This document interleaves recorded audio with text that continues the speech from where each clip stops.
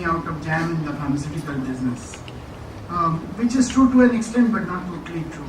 So the government had to moderate what they considered to be the pricing policy.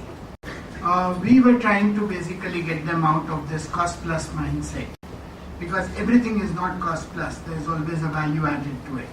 And we finally got them to a market price. But what I see really is an issue is the consumer initiative now which is taking up. A lot of times you find that the type of people who are running these movements have their own agendas. So it's very important that while on one side the consumer initiatives have to be the watchdog and people have to see to it that there is a lot of awareness, etc. India today, if we are able to play our act right, particularly on the regulatory front, we can still become the world's generic powerhouse in pharmaceuticals.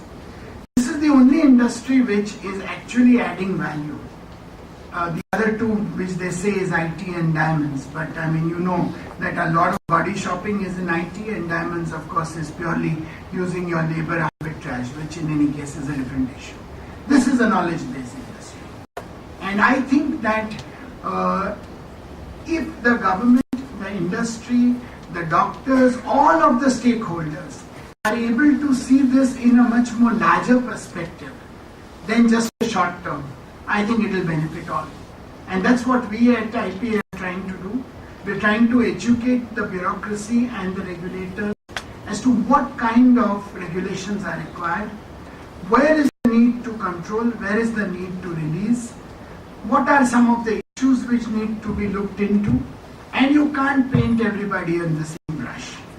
So I think including the pressures which we face from the largest companies in the world, where every step they want to basically block, because for one reason, India is a huge opportunity now for them.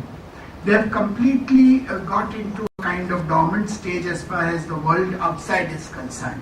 They've not come to India because they like your and my face. They've come here because they see the growth opportunities and the fact that even today, more than 40% of our people are still denied allopathic medicine. So I think that it has to be a tightrope walking. On one side, make an agenda which is more, I would say, people-centric. At the same time, educate the regulators that they understand what needs to be done. And if some plants or some companies have to close down because they cannot look at what is required to be in the next stage, that's reality of life. Okay. You wanted, yeah, sorry. Yes. So regarding what you said with reference to a leader and these three qualities, the third one being that he should have a roadmap which he should delegate to his followers. So that is one school of thought, whereas some school of thoughts, let's say Martin Luther said that just take the first step in belief, no matter if you do not know how to go through that, but the first step should be taken with belief and determination. These are two different things, and what do you comment on? Well, I think first point is you must keep in mind Martin Luther King or Mahatma Gandhi did not have an end point which they had to reach. So basically you did have the chance and the time of experimenting and the luxury and then learning in the process, as Anna Hazare has tried to do.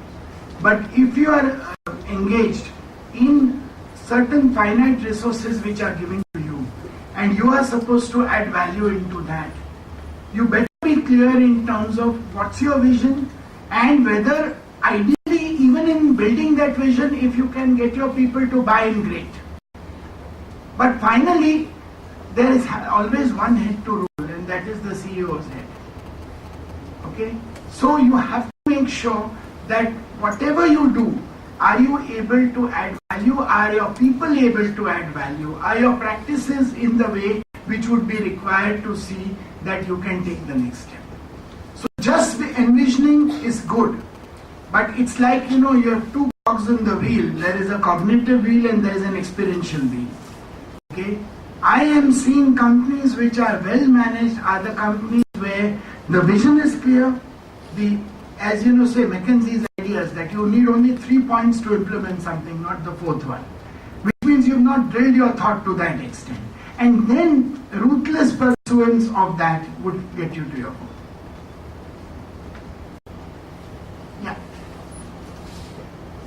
I thought you were going to interview me, so I'd be spare a question here. Go ahead. Sir, how are the challenges of managing international human resource as compared to domestic human resource different? Yeah, well, I think basically human resource is a human resource. So to a certain extent, you can go into the philosophy and say we are all one. But we are all conditioned by our local sort of context and ethos. So what tends to happen is that when you look at the Indian scenario, you do have certain amount of, shall we say, social dimensions and context. But particularly, you still have a feeling that you are part of this soil and you understand the people better. You would be also able to possibly get certain hints to know what you've done is something which is acceptable or not. But in those environments, I mean, most of the time language plays a huge barrier. Okay, so if I'm talking to somebody in Brazil, in my organization in Brazil, I'm unfortunately through an interpreter in my own organization. Okay, I don't know exactly how that person whom we are representing, we are meeting, how that person is going to take what we are doing. Okay, so there is a much more of fine tuning and learning which you need to do. And therefore, we as a company decided that if we have to be internationally relevant, it's one thing to export, where you manufacture a product, use whatever is your advantage, but make sure that you are able to not be physically present in that market. When you are physically present, you have an establishment, you have people, you have all of that. Then this whole can of worms to deal is very, very different. And I think where we found, for example, even our HR people are finding it very difficult to come to terms with that. So you need to have a much more global context to understand.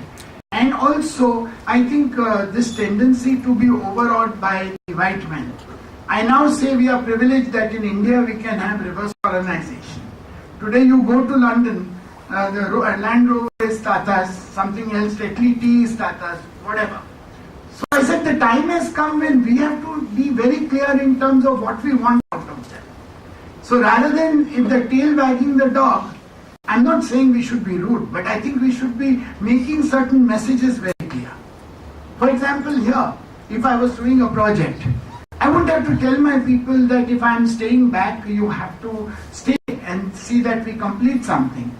In England, Friday evening, he's either going to his ex-wife, mistress, whoever he is, but he's not going to be around for that week, however important that project may be. So the handling and this you require to do is very different. Yeah, ma'am. As we know that in Gujarat, lots of pharmaceutical industries are coming in. Unichem being one of the very old and reputed industry.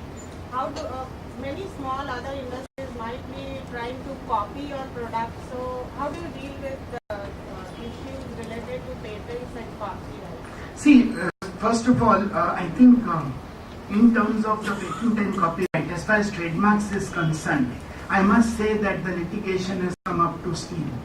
So if I have a product which is registered and where I've got the proper IP, I can prevent somebody from doing that. What we've also done is in terms of consumer initiatives. For example, today if you are taking my product for blood pressure, there is a chance that you might get a spurious product or something which is a passing of action. That means it is actually not a Unichem product, but you think it's a Unichem product. So what we have done is at our expense, we put the SMSs now on such products. So you can call up that number and immediately it can come back to you, yes, we are happy to authenticate this batch for you. So, these are all initiatives you need to take. For example, one of our products which was used has got a lot of tendency that people like to substitute it because it's cheaper. So we put holograms to make sure that it's not easy to make that kind of packing material. We've also got certain internal barcodings which only the quality assurance know. So it's like this. You can, there's more black label made in this world than what Scotland made. but they still know to decipher and they can do that. As far as not coming to Gujarat, let me answer that also. As a matter of fact, I would love to have something in Gujarat, but I was with the back to the wall. Anywhere I could get a tax cut is where I was going. So that's why at that point of time, Goa gave me that excise benefit, gave me the income tax benefit, so did Baddi. And of all places, I am in Sikkim now. And incidentally, all the Gujarati friends are in Sikkim. My next door neighbor is Pankaj Patel. So it doesn't really matter. I think what we have to learn is that, we have to look at opportunities on an overall scale. Somebody who's managing a Nestle in Switzerland is not bothered that how do I operate in Argentina, why don't I put a plant in Brazil. Where there is economic value, where you think you are able to get that, and for God's sake, don't get into this game that I have to be present there. That have to be part has made a lot of Indian promoters impoverished, because when a company is for sale, everyone is bidding as if, it's their wife they want to literally marry. And in the process, the price goes up. And then you lose. A multinational comes in, he or she, they are very clear that this is the price I want to pay. Fine, and this is my BATNA, this is my better than alternative negotiated price, or this is my walkaway price.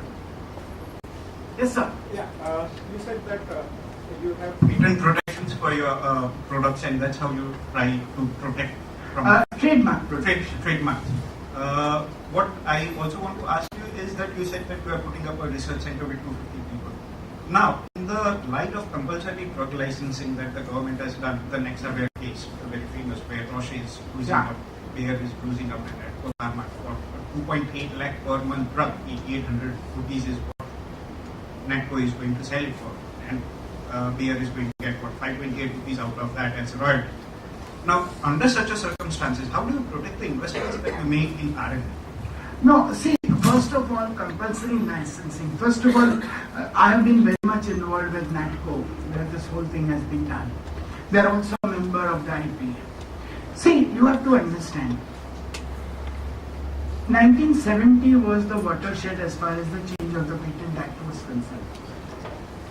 2005, we have joined the world, and so we have to respect that. Any drafting which is done, you have to challenge by doing jurisprudence to see whether the drafting is teeth in it or not. Okay? So, one thing is, of course, in terms of a lot of compulsory licensing is being forced to make multinationals realize that this is not a free game that anyone can get away with.